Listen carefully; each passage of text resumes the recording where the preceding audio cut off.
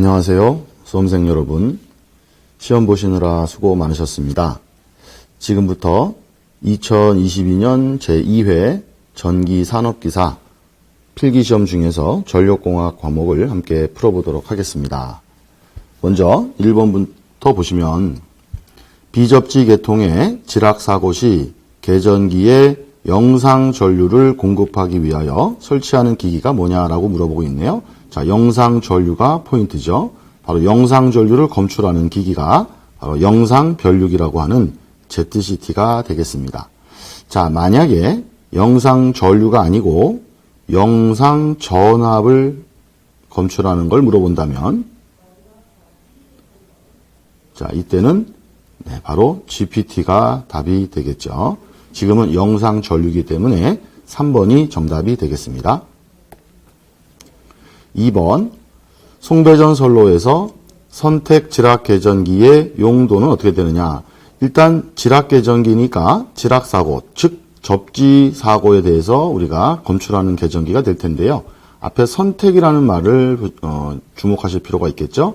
우리가 선택한다는 건 바로 2회선 이상의 다회선 선로에서 실질적으로 지락이 생긴 접지가 발생한 회선을 선택적으로 차단할 수 있는 그런 계전기가 선택 지락 계전기가 되겠습니다. 바로 다회선에서 사용한다는 게 포인트가 되겠죠. 1번이 정답이고요. 3번 전력 원선도 작성에 필요 없는 것이 뭐예요? 라고 했네요. 우리가 전력 원선도를 그리려면 일단은 송전단 전압과 수전단 전압을 알아야 되겠죠. 그리고 선로 정수, 즉 4단자 정수를 알아야 되기 때문에 4단자 정수를 알기 위해서 선로 정수 값을 알아야 되고요. 그 다음에 상차각도 알고 있어야 됩니다. 하지만 역률은 원선도를 그리고 나서 원선도를 통해서 역률이 얼마인지를 우리가 계산할 수는 있지만 원선도를 작성할 때 역률 값이 필요한 것은 아니게 되겠습니다. 정답은 4번이고요.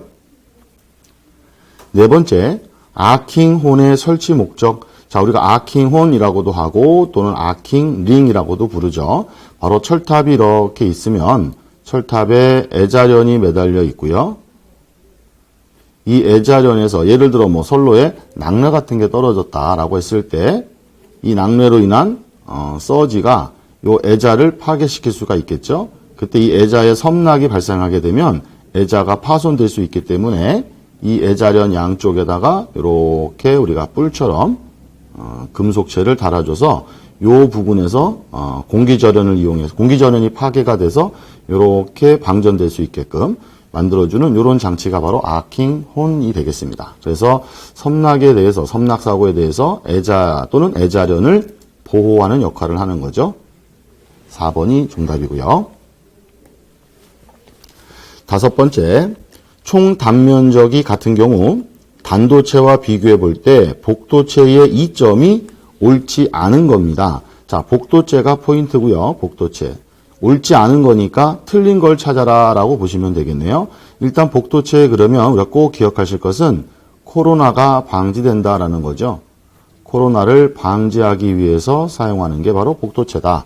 그럼 코로나가 방지가 되려면 바로 코로나 임계 전압이 높아질수록 코로나가 안 생기는 거죠. 그래서 우리가 복도체를 쓰면 결국 코로나 임계 전압이 높아진다. 왜 그럴까요? 바로 복도체를 통해서 전선이 굵어지는 효과를 얻을 수 있기 때문에 전선의 직경이 커짐으로 인해서 임계 전압이 높아지는 효과가 발생하게 됩니다. 그래서 4번에 보시면 임계 전압이 낮아진다 잘못됐죠. 높아진다가 정답인데 4번이 틀렸습니다.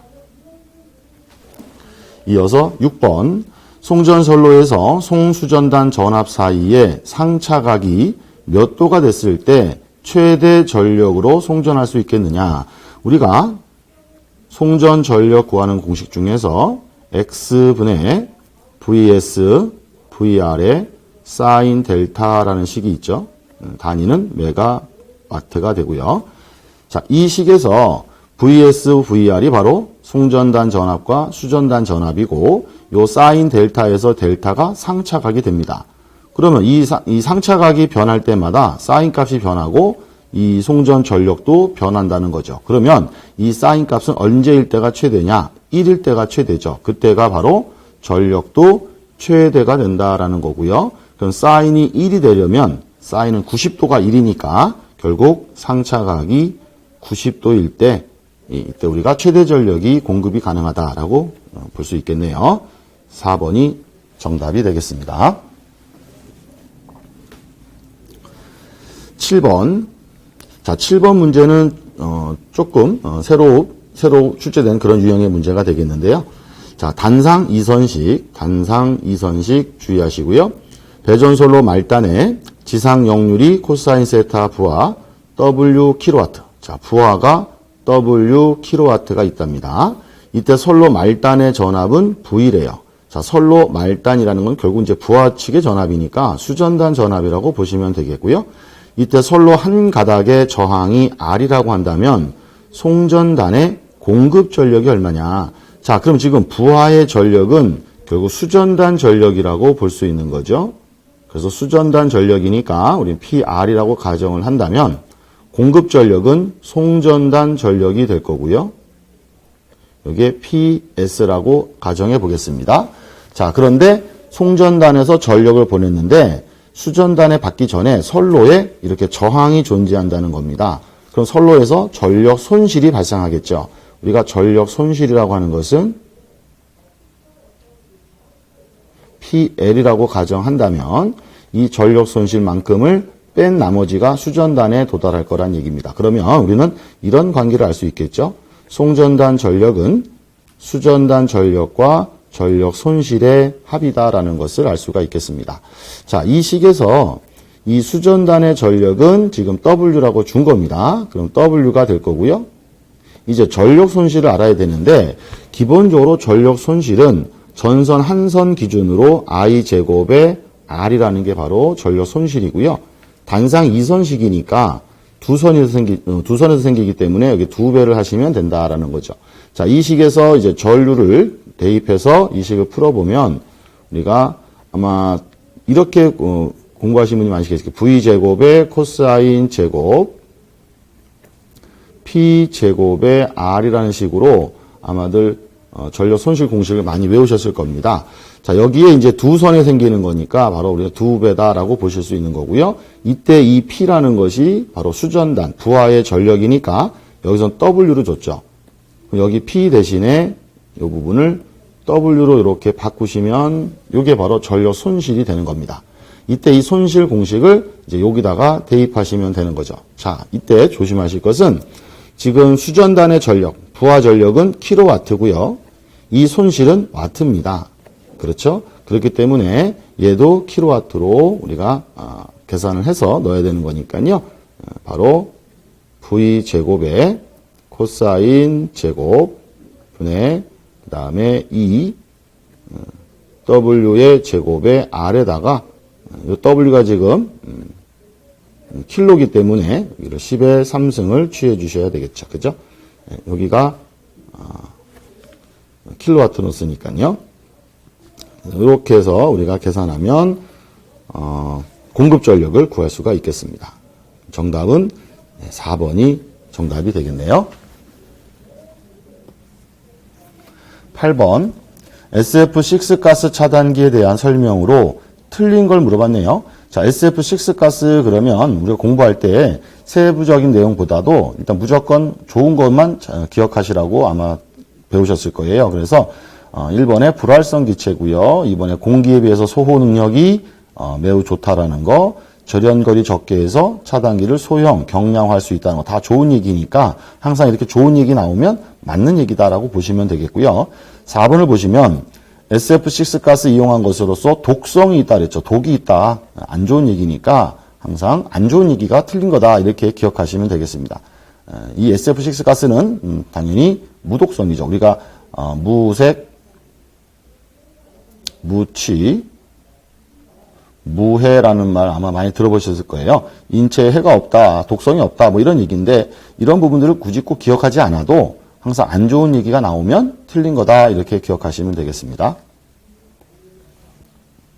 9번 계전기의 반환시 특성을 물어봤네요. 자, 반환시 특성은 바로 반비례 특성을 가지고 있는 거죠.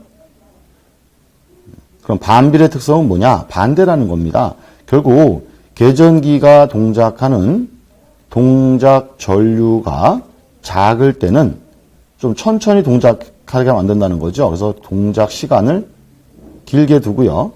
반대로 동작 전류가 클수록 위험해지니까 시간을 짧게 두는 이렇게 반대로 동작하게끔 특성을 만든 게 바로 반환시 특성이 되겠습니다.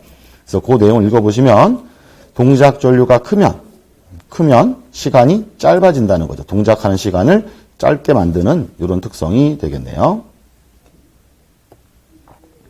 10번 선로의 단락 보호용으로 사용되는 계전기. 자, 이렇게 선로 보호용으로 주로 쓰는 계전기가 우리가 임피던스 계전기 또는 거리 계전기가 되겠습니다. 정답은 4번이고요. 11번 서지파가 파동 임피던스 Z1 선로 측에서 Z2 선로 측으로 진행할 때 반사계수 구하랍니다. 여러분 반사계수와 투과계수 두 가지는요 반드시 암기를 하셔야 되겠죠. 그래서 반사계수, 투과계수 이렇게 하시고 일단 무조건 두 선로 임피던스를 더합니다. Z2 플러스 Z1 얘도 Z2 플러스 Z1 이렇게 하신 다음에 반사계수는 두 임피던스의 차가 되는 거고요. 투과계수는 2차 선로 임피던스의 2배가 된다라는 거죠. 이렇게 암기해 주시고 한 가지 참고로 더 본다면 무반사를 만들기 위한 조건이 뭐냐 이렇게도 물어볼 수 있네요. 그 무반사는 반사계수가 0이 돼야 되니까 분자가 0이 되면 돼서 Z1과 Z2가 같을 때 이때가 바로 무반사 조건이 되겠습니다. 자, 이 부분까지 기억해 주시면 되겠고요. 여기서는 반사계수니까 요 내용을 찾아보시면 1번이 정답이 된다는 것을 알 수 있겠습니다.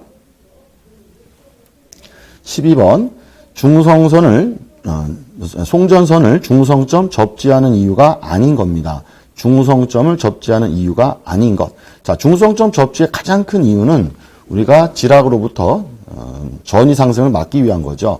그래서 이렇게 변압기가 Y결선돼 있을 때 이 중성점을 대지에 접지를 함으로 인해서 이 계통 어딘가에 지락사고 생겼을 때 건전상의 전위가 상승하는 부분을 막겠다는 겁니다. 자, 이렇게 전위 상승을 막게 되면 절연을 낮출 수가 있는 거죠. 그래서 지금 이상전압을 방지한다라는 게 바로 전위 상승을 막겠다는 거고 이렇게 하면은 절연 강도를 낮출 수가 있는 거고요. 그리고 지락을 통해서 접지를 통해서 지락 전류가 많이 흐르게 되니까 이렇게 접지를 하게 되면 이 지락 전류를 검출하거나 감지하기가 편해서 계전기 동작이 훨씬 더 확실하고 정확하게 된다는 거죠. 그래서 지락을 선택 차단하기가 굉장히 유리해진다라는 것을 알 수 있습니다. 대신에 접지하고 이 중성점 접지하고 코로나하고는 전혀 관련된 내용이 아니겠죠. 그래서 이유가 아닌 거 1번이 되겠습니다. 13번 그림과 같은 삼상 송전 계통의 송전 전압은 22kV, 22,000V네요. 지금 F점에서 삼상 단락됐을 때 발전기에 흐르는 단락 전류가 얼마냐 그랬습니다. 자, 단락 전류를 보통 우리가 IS 이렇게 부르고요. 보통 단락 전류 구하는 방법은 크게 두 가지가 있죠. 우리가 오음법이 있고요. 퍼센트법이 있습니다. 오음법으로 단락 전류 구할 때는 Z분의 E 이렇게 구하는 거고요. 퍼센트법으로 단락 전류 구하는 방법 퍼센트 Z분의 100 곱하기 전격 전류 IN 이렇게 구하시면 되겠죠. 자, 둘의 차이점은 바로 여기서 우리가 찾을 수 있습니다. 요 임피던스가 오음으로 나왔느냐 퍼센트로 나왔느냐에 따라서 공식 선택을 달리 하시면 됩니다. 지금 밑에 도면을 보시면 발전기부터 6오hm, 1오hm, 5오음이라고 오음 값으로 줬죠. 그럼 당연히 우리는 오음법으로 계산해야 되겠구나라는 것을 기억하시고요. 요 F점에서 단락이 났으니까 단락난 F점 기준으로 전원측을 향해서 모든 임피던스를 합산하시면 됩니다. 그럼 지금 보시는 바와 같이 직렬이니까 다 더하시면 돼요.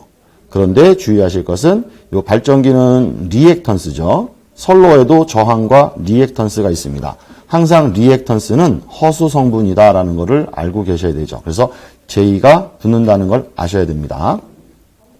그럼 먼저 단락점에서 봤을 때 전체 선로의 고장점에 대한 요 고장점까지의 요 임피던스를 구하면 저항은 1, 리액턴스는 5에다가 6을 더하니까 11이 될 거고요. 이거 절대값 구하시면 1의 제곱, 11의 제곱의 루트가 되겠죠.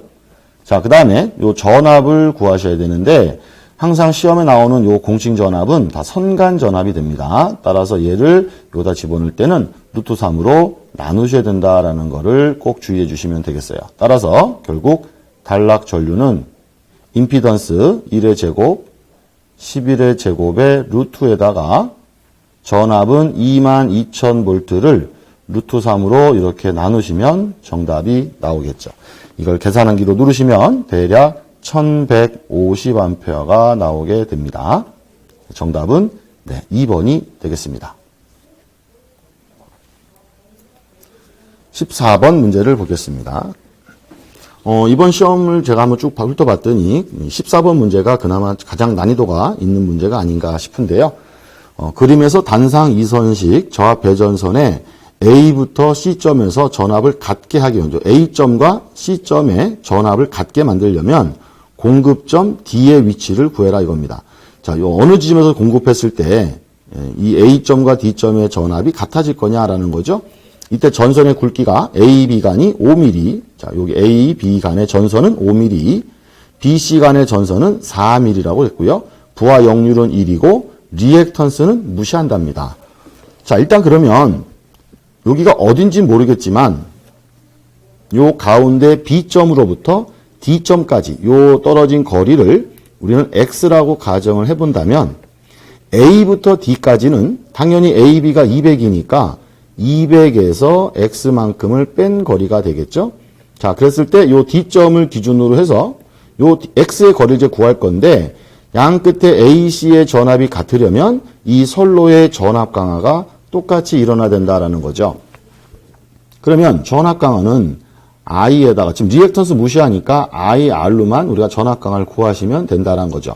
물론 단상 이선식이니까 2배를 하셔야 되지만 이쪽에 2배, 이쪽에 2배 하면 결국 2와 2가 약분되니까 한 선 기준으로 계산하셔도 결과는 똑같이 나오게 됩니다. 자, 이 식에서 저항값을 준 게 아니고 이렇게 전선에 지름을 준 거죠. 그럼 전선의 지름 가지고 우리가 저항을 구하시게 되면 고유 저항에다가 단면적분의 길이에서 요 단면적은 4분의 파이 d 제곱이 되니까 대입하시게 되면 파이 d의 제곱에다가 4 로우 L이라는 식이 나오게 됩니다. 요게 바로 전압강화 공식이다라고 보시고 요 왼쪽의 전압강화, 그러니까 A부터 D까지의 전압강화, 그 다음에 D에서 B 플러스 B에서 C까지의 전압강화를 계산하시면 돼요. 왜냐하면 요 구간과 요 구간의 전선의 지름이 다르기 때문에 그렇죠. 자, 그러면 대입을 해보도록 합시다. 자, D점 기준으로 왼쪽 A쪽까지 여기 생기는 전압강화는 거리가 200에서 X를 뺀 거니까 요 거리 L 자리에다가 200-X 넣으시면 되겠고요. 지름에다가는 우리가 AB간이니까 5mm가 들어가면 되겠죠. 그리고 전류는 요 A쪽을 통해서 부하 전류가 50A가 됩니다. 그럼 대입해 보시면 자, 전류 50A 곱하기 파이 곱하기 지름은 5mm의 제곱 분의 4 곱하기 고유저항 얼마인지 모르죠. 그 다음에 길이는 200-X가 됩니다. 자, 이렇게 계산하신 게 바로 A하고 D 사이의 전압강화가 되는 거죠. 그럼 이번에는 D에서 B 사이의 전압강화를 구해보시면 그러니까 B하고 D 사이는 전류가 이 D에서 전원이 공급이 돼서 부하측으로 50A도 가고 C를 통해 30A 가니까 D에서 B를 통해 흐르는 전류는 둘이 합한 80A 흐를 겁니다. 그럼 80A 곱하기 역시 파이에다가 D는 5mm의 제곱, 그 다음에 4에다가 고유저항 얼마인지 모르고요. 길이는 X가 되겠죠. 여기다가 추가로 이제 B에서 C까지의 전압강화를 구하시면 B에서 C를 통해서 전류는 30A만 흐르는 거니까요. 전류는 30. 그 다음에 역시 파이 D의 제곱인데 D는 4mm죠. 4의 제곱. 4 곱하기 고유저항 로우 곱하기 그 다음에 B에서 C까지의 거리 50m가 되겠습니다. 자, 그럼 이 왼쪽과 오른쪽이 같으면 되는데 여기서 어차피 같은 전선이잖아요. 전선에 대한 얘기가 없으니까 같은 전선으로 본다면 고유저항은 똑같이 이렇게 다 약분돼 버리면 되겠죠. 그럼 다시 정리하면 여기는 50에 파이 곱하기 5제곱에다가 4 곱하기 200 마이너스 x. 자, 80 파이 곱하기 5제곱에 4x 30에 파이 곱하기 4의 제곱에다가 4, 5, 20, 200이 되겠네요. 그죠? 자, 이렇게 해서 지금 다 우리가 알고 있는 값이고 미지수 x만 남은 거니까 요거 계산기로 누르셔가지고 x 값을 정리하시면 되는 거죠. 나머지는 산수니까 여러분께서 해보시면 요 x가 대략 58.9 정도가 나오게 됩니다. 네, 이렇게 되면 이제 B에서 D까지의 거리를 x로 본 거니까요. B에서 A 쪽을 향해서 58.9m 떨어진 1번이 정답이 되겠네요. 자, 이어서 15번을 보겠습니다. 전력용 퓨즈는 주로 어떤 전류의 차단 목적으로 사용하는가라고 했네요. 일단 기본적으로 퓨즈는 단락 사고 시에 단락 전류로부터 보호하기 위한 거니까 바로 단락 전류 1번이 정답이 되겠죠. 16번 변전소에 블로 리액터를 설치하는 주된 목적. 자, 블로 리액터가 포인트고요. 조금 변형돼서 출제가 됐네요. 항상 우리가 시험에 블로 리액터가 나온다 그러면 이 블로 리액터는 페란티를 방지하기 위한 거죠. 바로 페란티 방지가 됩니다. 우리가 페란티라는 건 수전단 전압이 송전단 전압보다 더 높아지는 그런 현상을 바로 페란티라고 하고, 이 페란티가 발생하는 원인이 바로 정전 용량 때문에 그렇죠. 바로 C 때문에, C는 뭐예요? 진상입니다. 진상. 요 진상 성분 때문에 바로 전압 보상 현상이 생겨서 수전단 전압이 상승하는 그런 현상이 페란티가 됩니다.